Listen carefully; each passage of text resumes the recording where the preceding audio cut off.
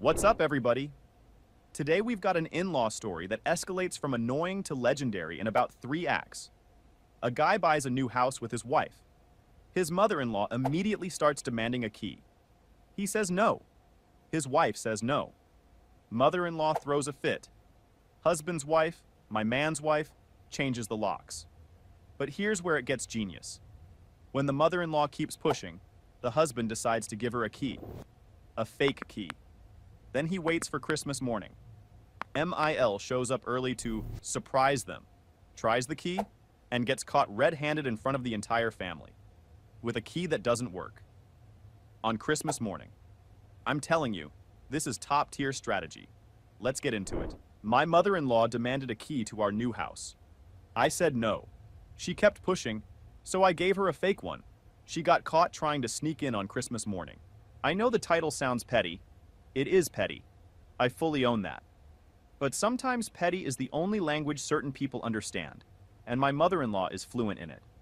My name's Nate. I'm 31. I work as an operations coordinator at a shipping and distribution center. Basically, I make sure the right things go to the right places at the right times. It's not glamorous, but I'm good at it, and it pays the bills. My wife, Jess, is 30. She's a veterinary assistant. We've been married for 3 years and together for 6. We have a dog named Oakley, a golden doodle who is simultaneously the dumbest and sweetest animal on the planet. He once walked into a glass door 3 times in one day. Same door, same day. We took him to the vet thinking maybe his vision was bad. Vet said his eyes were fine. He's just not very bright. We love him anyway, possibly more because of it. We bought our house about a year ago. 3 bedrooms, decent yard, quiet street in a neighborhood where people wave when they drive past but don't show up unannounced. That last part was important to us, specifically to me, because my mother-in-law, who I'll call Gail, has a history of showing up unannounced like it's a competitive sport. Let me tell you about Gail. She's 62, retired teacher, lives alone about 20 minutes from us, and she has, how do I put this, no concept of boundaries. Zero. None. Gail believes that being Jess's mother gives her unrestricted all hours access to Jess's life, Jess's home, and Jess's husband. She would show up at our old apartment whenever she felt like it. We'd come home from work and Gail would be sitting on the couch watching her shows because she'd gotten a key from the building manager by telling them she was Jess's emergency contact. Which she was, technically. But using your emergency contact status to let yourself into someone's apartment while they're at work so you can watch Dateline on their couch is not what emergency contact means. At the old apartment, Gail had what I came to think of as Tuesday inspections. She'd show up on random Tuesdays, always Tuesdays, never any other day, which is somehow both predictable and unhinged, and go through the apartment like a quality control auditor at a factory. She'd check the fridge, expired yogurt would be thrown out, produce would be rearranged by freshness, and anything she deemed too processed would be moved to the back with a post-it note that said, "Consider alternatives." She'd check the bathroom. She once bought us a new shower curtain because she didn't like the pattern of the one we had. We'd had it for 3 weeks. She'd check the laundry situation and make pointed comments about wrinkled shirts. Once, and this is the one that almost broke me, she showed up and had rearranged our bookshelf, alphabetically, by author. My books were in the order I wanted them, which was vaguely by genre, but mostly by which ones I'm currently reading. She fixed that, without asking. She'd also rearrange our kitchen. I'm not exaggerating. She literally reorganized our cabinets because she thought our system was chaotic. I came home one Tuesday to find the plates where the glasses used to be, the glasses where the bowls used to be, and the bowls in a cabinet above the fridge that I can barely reach. When I asked Jess about it, she sighed and said, "That's just mom." That's just mom was the explanation for everything. Gail opens our mail. That's just mom. Gail goes through our fridge and throws out food she thinks is expired. That's just mom. Gail shows up during date night to drop something off and stays for 2 hours. That's just mom. Gail comments on our laundry pile, comments on what we're eating, comments on the brand of toilet paper we buy. That's just mom times infinity. I love Jess. I do. She's my person. But her ability to normalize her mother's behavior was the one thing that drove me absolutely insane. And when we bought the house, I saw an opportunity to reset the boundaries from scratch. The house hunting process itself was interesting, because one of my unspoken criteria, that I never told the realtor, was How defensible is this house against Gale? I wanted a street where you could see cars approaching from a distance. I wanted a front door with a good deadbolt. I wanted a back door that locked from the inside with a chain, not just a knob lock.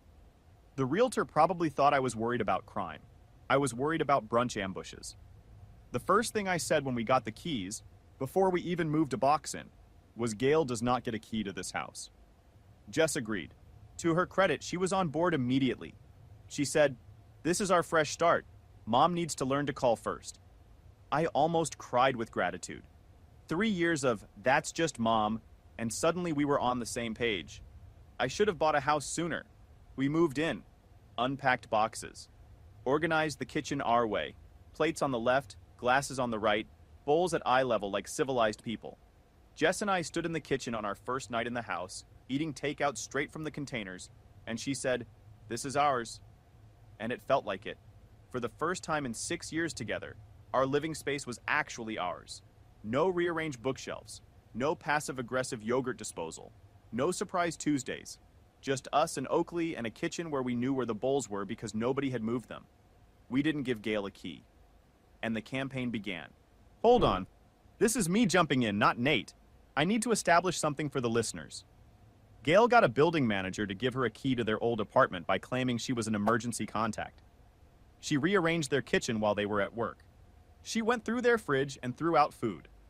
This woman treats her daughter's home like a hotel she has a lifetime membership to. I'm calling her the inspector because she doesn't visit, she conducts audits.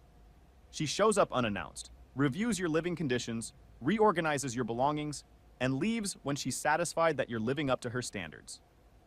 Nate just bought a house specifically to escape this woman's jurisdiction. And the inspector is about to discover that her security clearance has been revoked. This is going to be so good. I should mention that we did give a spare key to one person, our neighbor across the street, a retired firefighter named Hank, for actual emergencies. Hank is the kind of guy who checks on your house when you're on vacation and waves at you from his driveway while watering his immaculate lawn. He has never once entered our home uninvited.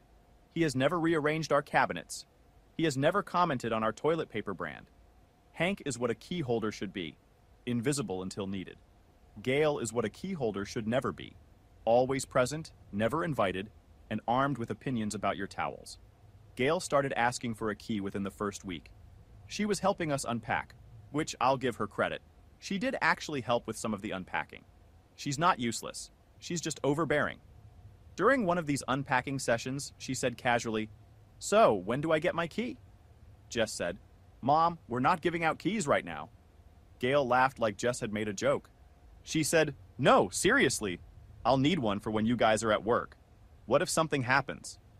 Jess said, "Then we'll handle it." Gale's face changed.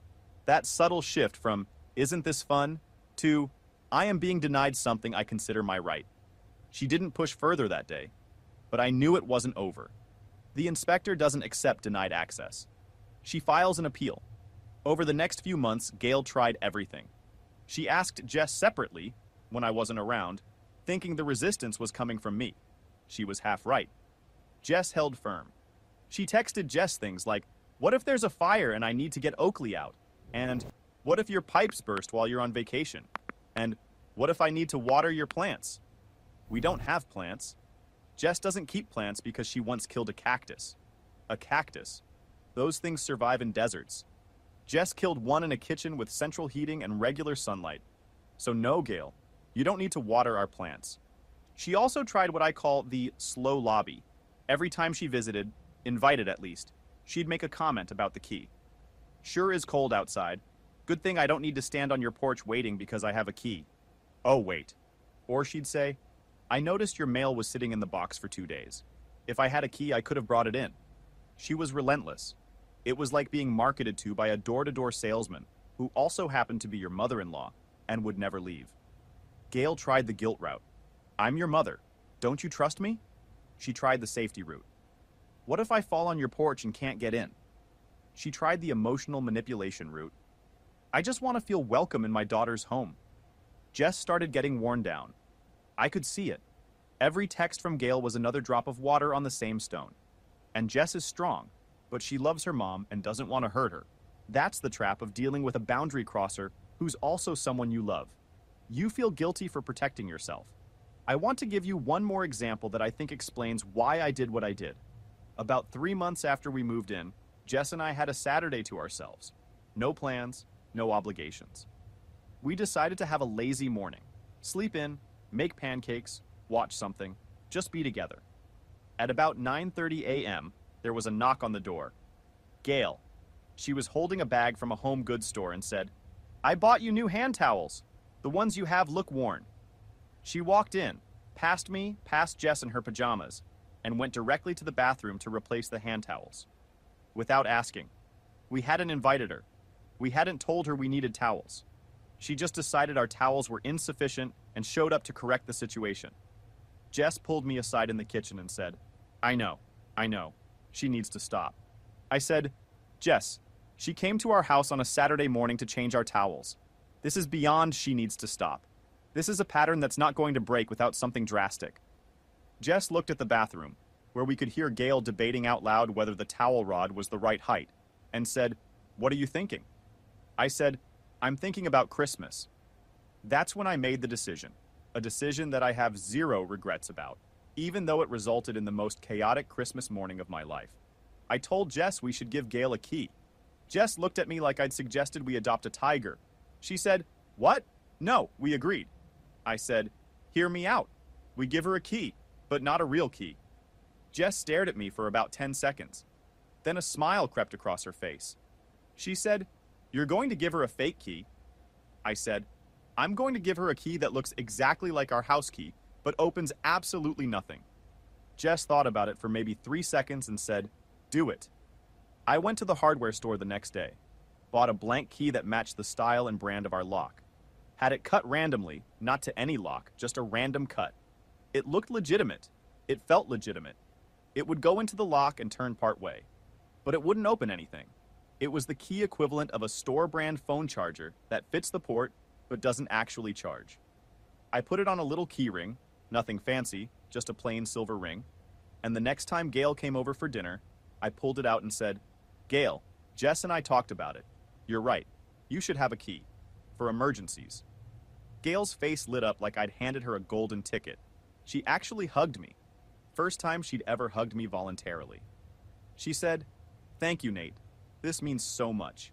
She put the key on her keychain immediately, right next to her car key, and a little charm of an angel that she'd gotten at some gift shop. I felt a tiny pang of guilt. Very tiny. Microscopic. It passed quickly. Pause. I need to appreciate the craftsmanship here. This man went to a hardware store, had a fake key cut to look exactly like the real one, gave it to his mother-in-law with a straight face, and accepted a hug for it. That's not petty. That's espionage. Nate is operating at CIA levels of domestic counterintelligence.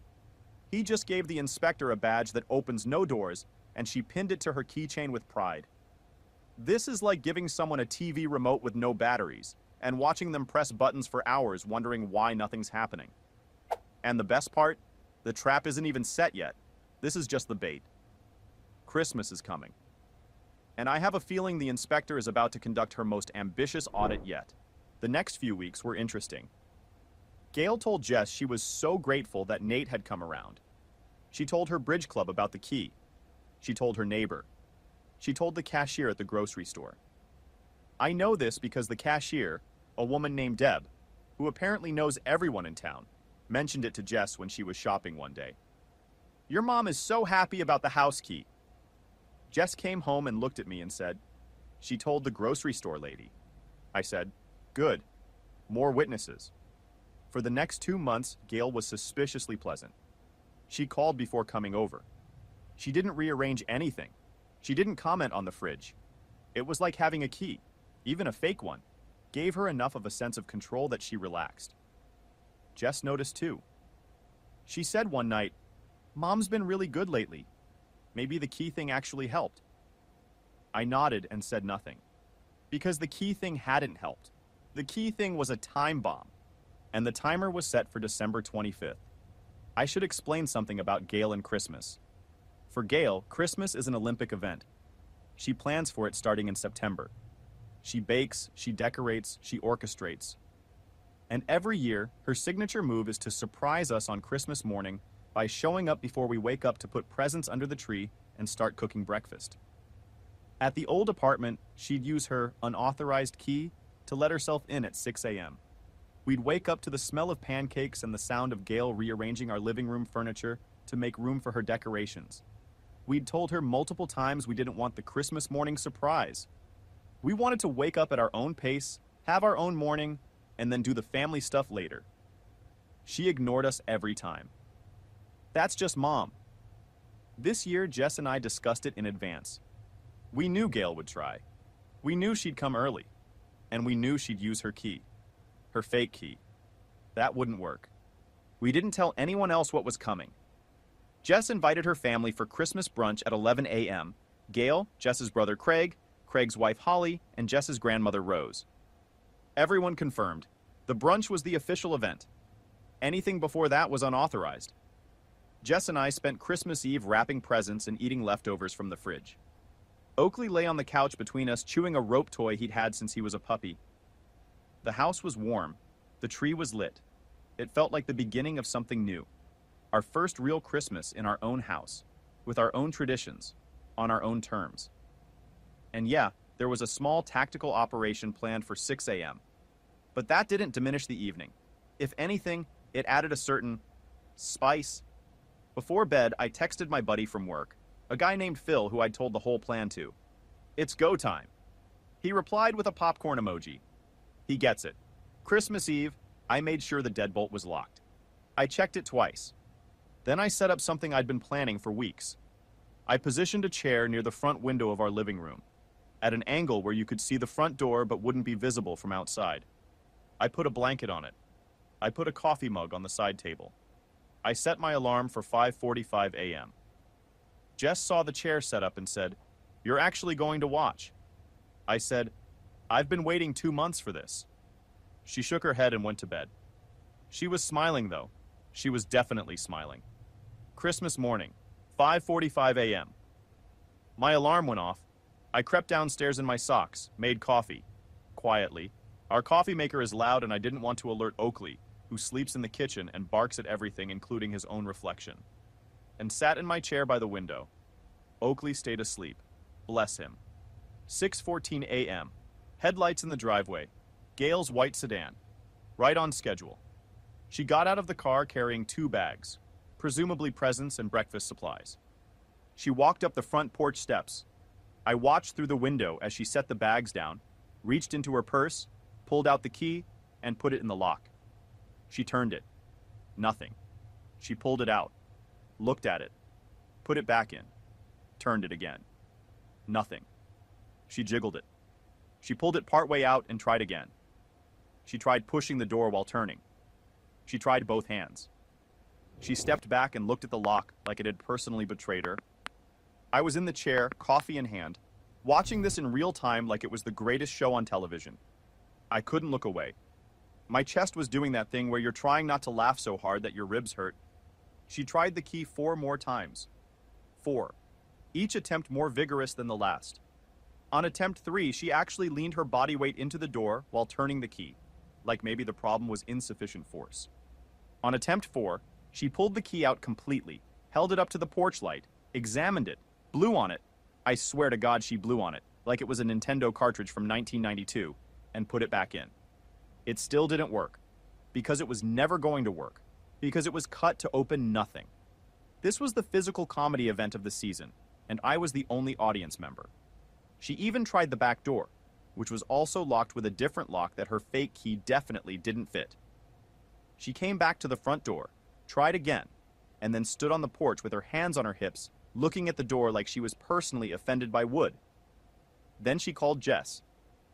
Jess's phone rang upstairs. She came down, she'd been awake, listening, and answered it in the kitchen.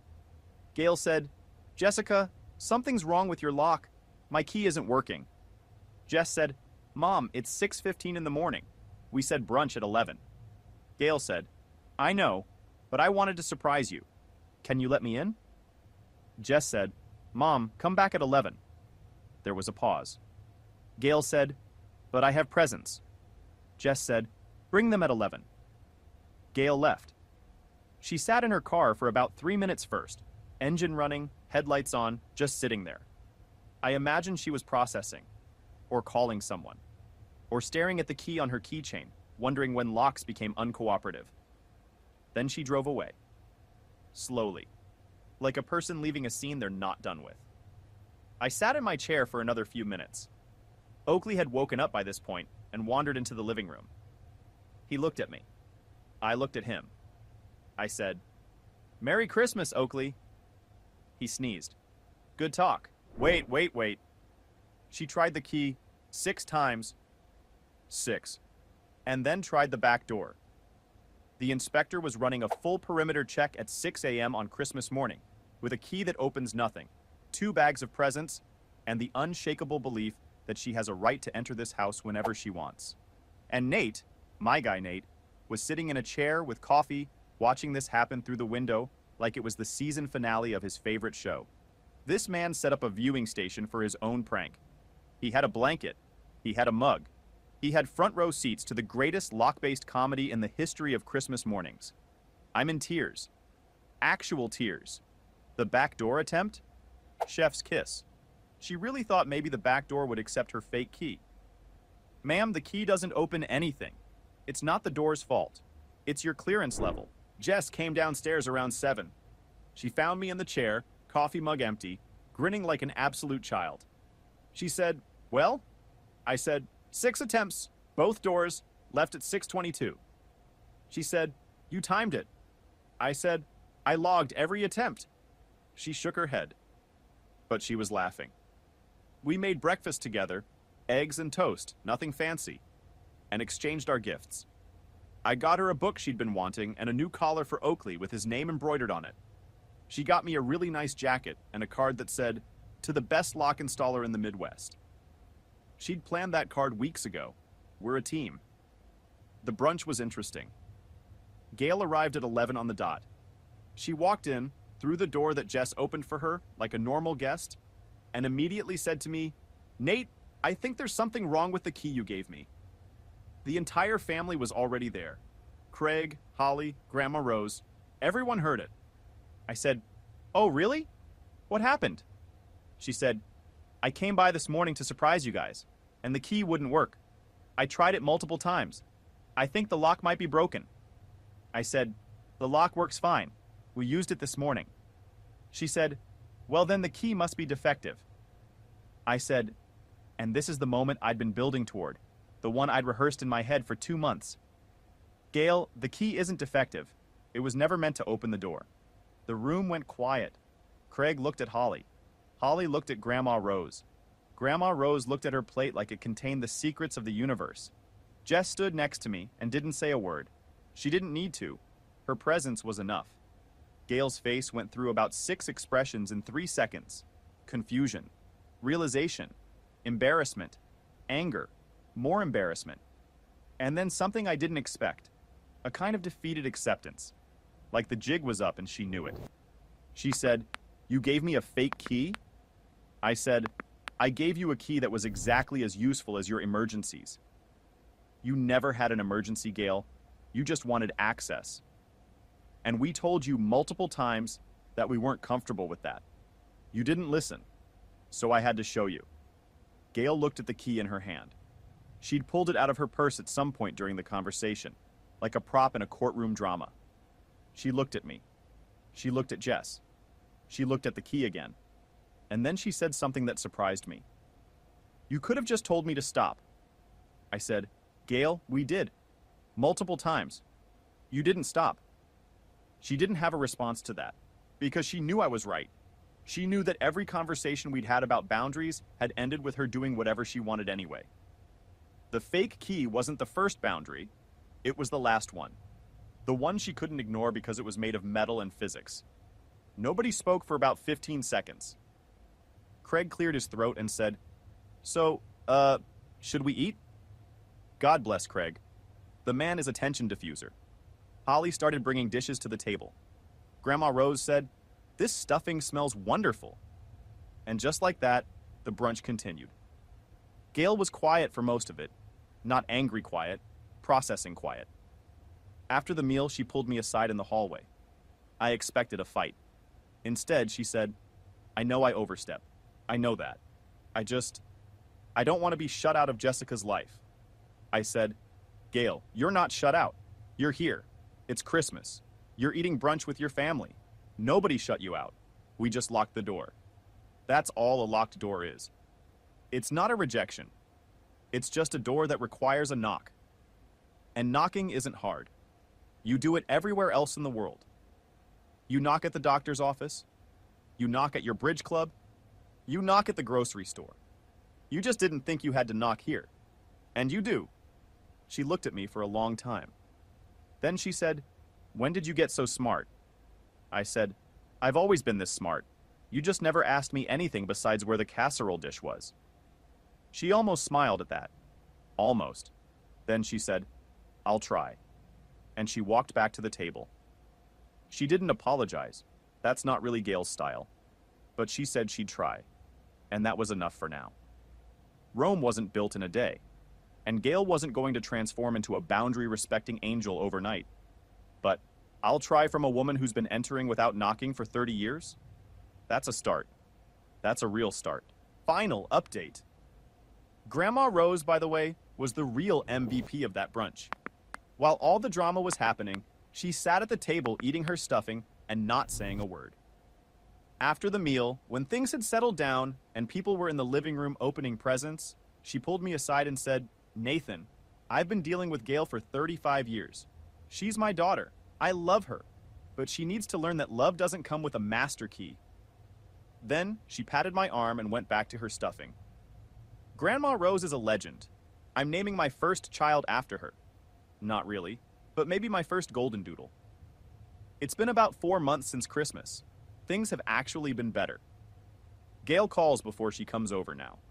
Every time. She called last week and said, Is it a good time?